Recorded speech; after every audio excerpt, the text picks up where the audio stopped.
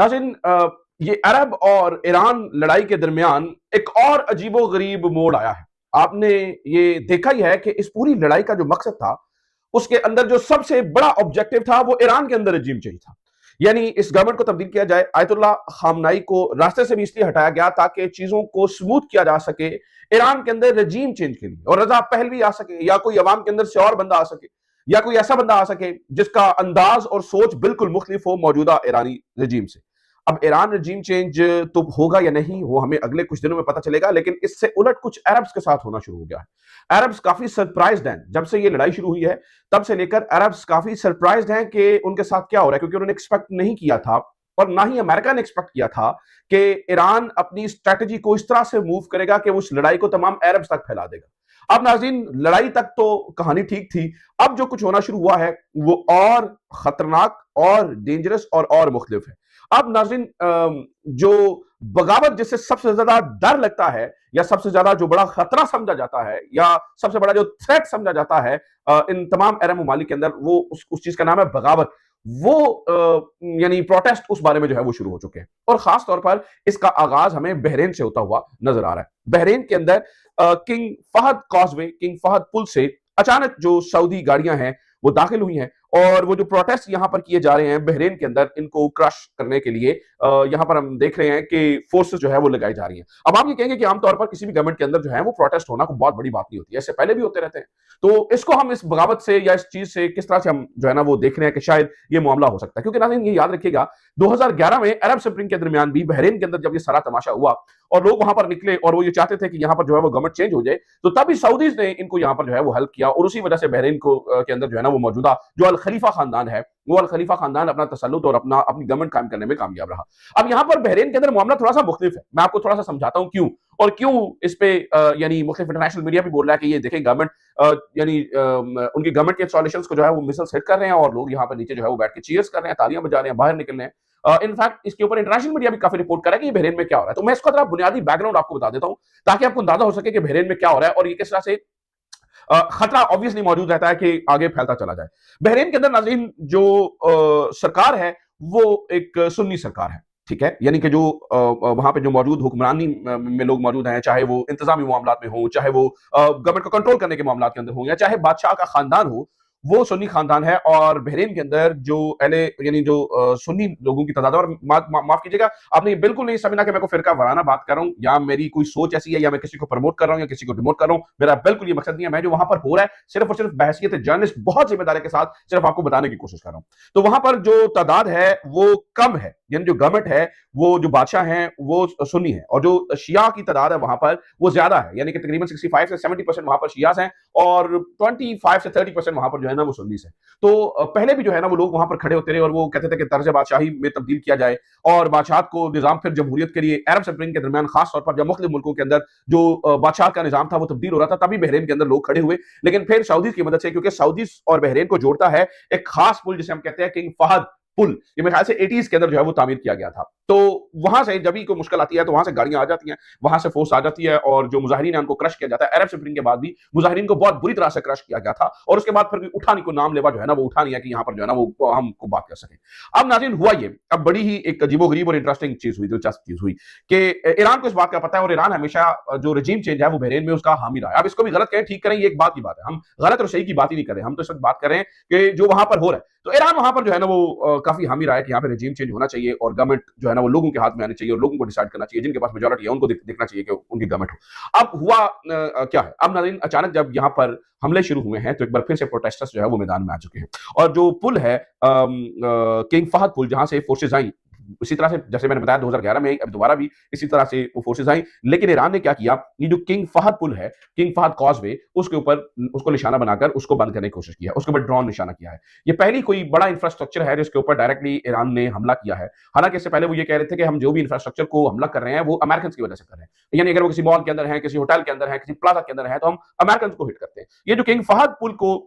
या ब्रिज को हिट किया इन्होंने, यहां पे तो कोई अमेरिकन मौजूद नहीं था। इसका मकसद नाज़रीन वाहिद तौर पर यह नजर आता है कि बहरीन को की सप्लाई लाइन, यानी कि जो वहां से जहां से फोर्स आती है, सऊदीज मदद करते हैं, उसको काटा जाए। हालांकि सऊदीज कुछ फोर्सेज मजीद यहां पे मौजूद हैं, लेकिन मजीद फोर्सेज ना आए, इसलिए वहां पर उन्होंने हमला किया, और किस कुछ कुछ देर के लिए टेम्परेरी तौर पर ये जो किंग फहद कॉजवे है या जो पुल है वो टेम्परेरीली क्लोज भी हो गया है। और जो यहाँ पर नाज़रीन प्रोटेस्टर्स मौजूद हैं उनके हाथों में बताया जाता है कि मोल्टोव जो है ना वो कॉकटेल्स हैं जिन्हें हम आमतौर पर पाकिस्तान के अंदर वो पेट्रोल बम भी कहते हैं, तो उनका इस्तेमाल करके लोग जो है ना वो यहाँ पे कर रहे हैं। वी डोंट नो कि यहाँ पे रिजीम चेंज होता है या नहीं होता है, लोग क्या करते हैं, यानी बहरीन के अंदर क्या होता है, लेकिन फिर वक्त सूरत हाल काफी गड़बड़ हो गई है और इस सूरत हाल ने काफी परेशान भी किया है अरब्स को। देखिए हमेशा अरब के अंदर एक बात रही है, अगर किसी एक मुल्क के अंदर कुछ होता है, लोग खड़े होते हैं, चीजें वहां पर खराब होती हैं, लोग बाहर निकल आते हैं या हकूक की बात करते हैं या चीजों की बात करते हैं, तो फिर वो एक से दूसरी जगह पे ट्रैवल कर जाते हैं और वो हालात जो है वो फिर थोड़े से मुख्तलिफ होना शुरू हो जाते हैं, गड़बड़। और ये सिर्फ मेरी, मैं ये कह रहा हूँ, ये मेरी सोच है, मैं तो रिपोर्ट कर रहा हूँ, बहुत बहुत ज्यादा जो एनालिस्ट हैं ऑल ओवर द वर्ल्ड वो इस चीज को डिस्कस कर रहे हैं कि खतरा मौजूद है, बिन जायद को भी खतरा मौजूद है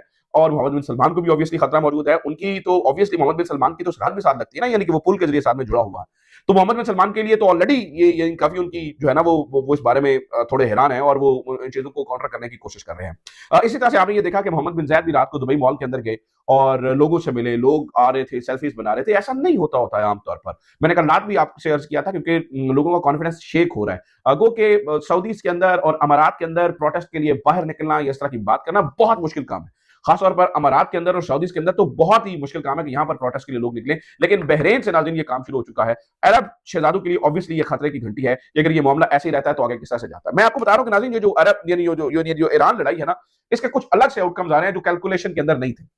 यानी ये बिल्कुल अंदाजा नहीं था। हाँ, अरब्स को ये पता था कि Iran will go after American basis और जो वहां पे मौजूद है वो उनके ऊपर हमला कर सकता है, क्योंकि इन्होंने पहले कतर के ऊपर भी हमला किया था। इन तमाम अरब कंट्रीज को ये मालूम था कि ऐसा हो सकता है, लेकिन ये नहीं पता था कि वो मॉल्स के अंदर, वो प्लाजास के अंदर, वो रहायशी अपार्टमेंट्स के अंदर आ जाएंगे। मैं मिसाल देता हूं, आज की खबर ईरान ईरानी मीडिया दावा कर रहा है, आई डोंट नो, अब इसको क्योंकि तस्दीक नहीं हो सकी है, और जब भी जंग होती है तो सबसे पहली जो मौत होती है वो सच्चाई की होती है, हकीकत की होती है, क्योंकि जंग के अंदर सही बात कैलकुलेट करना बहुत, इसलिए हम कोशिश करते हैं कि बिल्कुल पूरी जब तक तसल्ली ना हो तब तक हम कोई चीज आपके सामने रखे ना, और जब कोई इस तरह की जिसके अंदर डाउट हो हम उनके नाम के साथ आपके साथ चलाएं ताकि चीजें क्लियर रहे। तो ईरानी मीडिया दावा कर रहा है जी, हमने दुबई के अंदर एक कट हुआ था अमेरिकी फौजियों का, जहां पर 160 से 170 के करीब लोग मौजूद थे, तो हमने वहां पर जो है ना वो ड्रोन अटैक किया है और वो ड्रोन अटैक जो है वो बड़ा सक्सेसफुल रहा है और यहाँ पर जो है वो काफी लोग जो है वो जान से गए हैं। ये अब दावा कर रहा है ईरानी मीडिया के भाई हमने यहाँ पर जो है ना वो एक बहुत बड़ी स्ट्राइक की है। तो अब आई डोंट नो, इसके ऊपर जो है ना वो देखते हैं कि क्या अमेरिकन गवर्नमेंट क्या रिस्पॉन्ड करती है, क्या वाकई ऐसा है या नहीं है, क्योंकि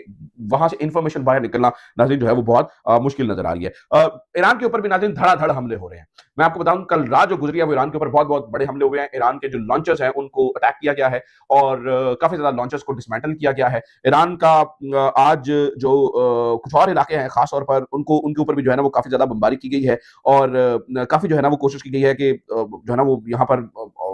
अपने जो टारगेट्स हैं उनको अचीव किया जाए। ईरान के अंदर नाज़रीन इतनी बमबारी हो रही है, मेरे ख्याल से 2 दिन पहले 1000 टारगेट जो है ना उनको हिट किया गया था। अभी जो उनकी कोशिश है, जो फोर्सेस की कोशिश है, वो चाहे वो अमेरिकन फोर्सेस हैं या इजरायली फोर्सेस हैं, वो ये सोच रही है कि वो देख रहे हैं कि अंडरग्राउंड जो इनके जो मिसाइल्स हैं उनको किस तरह से हम जो है ना वो कर सकते हैं, तबाह बर्बाद कर सकते हैं। इसके लिए वो खास तौर पर टेक्नोलॉजी इस्तेमाल कर रहे हैं जिनसे वो डिटेक्ट कर लेते हैं, चाहे वो ज़ेर ज़मीन भी हो तो वो हीट डिटेक्ट कर लेते हैं या देख लेते हैं कि कहाँ, तो फिर वो वहां पर जनाब B-52 बमबार तैयारों का भी इस्तेमाल किया जा रहा है। बहुत सारी चीजें आ रही है, क्योंकि ईरान से बहुत ज्यादा फुटेज सामने नहीं आ रही है, लेकिन मैं आपको ये बता रहा हूं कि ईरान का भी बहुत नुकसान हो रहा है। अब देखना ये होगा कि ईरान इसको कितना होल्ड अप कर सकता है, वो होल्ड अप कर सकता है या नहीं कर सकता है, या अगर तो वो, क्योंकि अली लाइजानी का कल का बयान था और आज भी जो उनके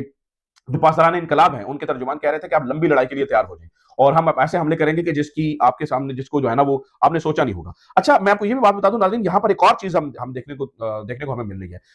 which is the use of cluster missiles. अब ये क्लस्टर मिसाइल्स जो है ना वो एक नई चीज निकली है। अब ये क्लस्टर मिसाइल्स क्या है, मैं इनके बारे में आपको थोड़ा बता दूं। ईरान जो है वो अब क्लस्टर मिसाइल्स का इस्तेमाल कर रहा है। वो होता ये है मिसाल है कि जब ये मिसाइल जाता है तो आगे जाके मुख्तलिफ हिस्सों के अंदर तकसीम हो जाता है, यानी कि एक जो है वो 15, 20, 30, 50 हिस्सों के अंदर भी एक मिसाइल तकसीम हो जाता है और उसके मुख्तलिफ टुकड़े तेजी से जो है ना वो जाते हैं और वो जाकर मुख्तलिफ टारगेट्स को जो है वो हिट करते हैं। और उसको रोकने के लिए ऑब्वियसली नाज़रीन ज्यादा इंटरसेप्टर मिसाइल्स का इस्तेमाल होता है, यानी कि एक ऑब्जेक्ट को रोकने के लिए आप मिसाल 2, 3, 4 जो है ना वो उनका इस्तेमाल हो जाता है, तो विच इज अगेन ये बड़ी डेंजरस चीज है। पाकिस्तान के पास इस तरह की टेक्नोलॉजी है, उसे MRV टेक्नोलॉजी कहा जाता है और हमारे पास एक ऐसा मिसाइल है जिसे हम अबाबिल मिसाइल कहते हैं। अब ये जो मिसाइल जो ये क्लस्टर इस्तेमाल कर रहे हैं, ये सिर्फ और सिर्फ इंटरसेप्टर्स के लिए है या वाकई यानी वॉर हेड्स ले जाने के लिए भी है, ये हमें नहीं पता, लेकिन पाकिस्तान के पास जो अबाबिल मिसाइल है वो तो वॉर हेड्स भी लेके जा सकता है और वो मल्टीपल टारगेट्स को एक ही टाइम पर एक ही वक्त में अचीव कर सकता है। ईरान की इस बात का हमें अंदाजा नहीं है कि वो वहां पर वो इसको जो है वो किस तरह से इस्तेमाल कर रहे हैं और उनके पास जो है ना वो है या नहीं है। लेकिन एक बात मैं नाज़रीन आपको बता दूं कि पूरी दुनिया के अंदर जो है वो क्रिटिसिज्म हो रहा है कि जो चीज आप करना चाहते थे, खासतौर पर और आप रिजीम चेंज करना चाहते थे ईरान के अंदर, तो वो होता हुआ नजर नहीं आ रहा। मैं मिसाल देता हूं कि आज कांग्रेस के अंदर जो अपोजिशन लीडर है चक शुमर, उन्होंने खड़े होकर कहा है कि जी डोनाल्ड ट्रंप ने हमें एक ऐसी जंग के अंदर धकेल दिया है जिसका जिसके लिए उन्होंने प्लानिंग नहीं की थी, उसका एंड रिजल्ट क्या होगा, वो किस तरह से होगा, वो नहीं पता है। इसी तरह से नाज़रीन, एक मशहूर जो है वो चाइनीज कैनेडियन है, उनका नाम है यिंग यूकेन। अब मैं अगर सही से प्रोनाउंस किया है इनको तो अच्छा, ये क्या करते हैं, ये एनालिसिस करते हैं, ये स्टडीज करते हैं, ये चीजों को देखते हैं और उसकी बुनियाद के ऊपर प्रिडिक्ट करते हैं। दो तीन चीजें इन्होंने ऑलरेडी प्रिडिक्ट कर रखी हैं, उनमें से डोनाल्ड ट्रंप का जीतना और डोनाल्ड ट्रंप का जो है ना वो अमेरिका को ईरान वॉर में लेके जाना, और तीसरी चीज वो प्रिडिक्ट कर रहे थे, और फिर ये एंडलेस वॉर होगी जो अमेरिका के लिए काफी उनको फंसा देगा, वहां से निकलना मुश्किल हो जाएगा। अब ये तीसरी चीज के बारे में वी डोंट नो क्या होता है। बहरहाल अब तक की जो लड़ाई है नाज़रीन, उससे यानी ये तीसरा चौथा दिन अब शुरू हो चुका है। चौथे दिन की लड़ाई में हम ये कह सकते हैं कि सूरत हाल बहुत ही गंभीर हो गई है। तमाम पार्टीज के लिए कैलकुलेशन से ऊपर चीजें हो रही हैं, जो उन्होंने कैलकुलेट नहीं किया था उससे ऊपर चीजें हो रही हैं, और वो बहुत ही डेंजरस है। ऐसे में नाज़रीन दूसरी तरफ हम ये देखें तो पाकिस्तान के मामला भी बड़े अजीबोगरीब नजर आ रहे हैं। पाकिस्तान खासतौर पर जो अफगानिस्तान के साथ लड़ाई चल रही है वो भी थमने का नाम नहीं ले रही है, बल्कि बहुत ऊपर तक जा रही है। साउथ एशिया इंडेक्स ये रिपोर्ट कर रहा है कि पाकिस्तान ये कह रहा है कि भाई अगर हमें Pakistan will not hesitate to target top leadership of the Afghan Taliban, अगर वो कोई इस तरह की यानी कि that include the supreme leader Hibatullah Akhundzada, कि भाई अगर हमें इंटेल मिली और हम कोई हेजिटेट नहीं करेंगे, इसलिए वो कंधार के ऊपर, काबुल के ऊपर धड़ नाज़रीन हमले कर रहे हैं। आई डोंट नो इसका नतीजा भी क्या निकलता है। तारड़ साहब ने तो आज पूरा वो जो है ना वो बता दिया, हमने ये टारगेट्स अचीव किए हैं, बलूचिस्तान में इन टारगेट्स को जो है ना वो कर रहे हैं, हमले हम पे कर रहे हैं, केपी में इन पे कर रहे हैं, हम उनको जवाब दे रहे हैं। तो it looks like a proper war now, it doesn't look like a operation now, it doesn't look like a strike now. ये पूरी अब जंग और एक लड़ाई जो है वो नाज़रीन शुरू होती हुई नजर आ रही है, जो कि सूरत हाल को किस तरफ ले जाए वो डोंट नो। तो ये दो लड़ाइयां इस वक्त जारी सारी हैं, पैरेलल चल रही हैं। इसके नतीजे अल्लाह करे अच्छे हों, क्योंकि हालात बहुत खराब हैं। जहां पर भी ह्यूमैनिटी के लिए फिर डिजास्टर हो जाता है, इस तरह की लड़ाई में कोलैटरल डैमेज के नाम पे बहुत ज्यादा नुकसान हो जाता है। आज उन तमाम बच्चियों की नमाज जनाजा देख के दिल खून क्या शुरू है नाज़रीन, जिनके ऊपर वो ईरान की जो बच्चियां जिनके ऊपर जो है ना वो बॉम्ब गिरा था, स्कूल की बच्चियां। तो ये फिर कोलैटरल डैमेज में चीजें आती हैं। अल्लाह ताला सबकी हिफाजत फरमाए।